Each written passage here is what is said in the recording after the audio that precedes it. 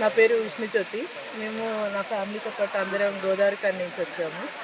So ఫ్యామిలీతో సందర్శించడానికి Sabitham water falls is a good tourist spot. So everyone is welcome here to see the nature. చాలా బాగుంది.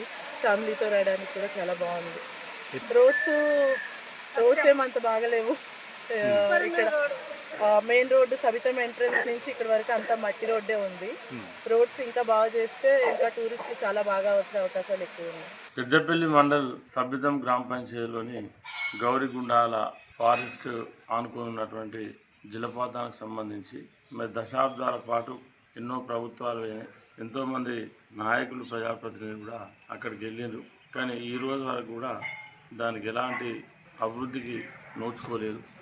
మరి పోయిన సంవత్సరం ఆ ప్రాంతాన్ని విజిట్ చేసి ఆ ప్రాంతంలో ఉన్నటువంటి అన్ని ఏరియాలను పరిశీలించి మరి ప్రభుత్వానికి ముఖ్యమంత్రి రేవంత్ రెడ్డి గారికి సంబంధిత టూరిజం మంత్రి కృష్ణారావు గారికి నివేదించి ఇవాళ 10 కోట్లు అడిగడం కావాలని చెప్పి కానీ 6 కోట్లు మరి మొదటి దశలో మంజూరు ఇవ్వడం జరిగింది.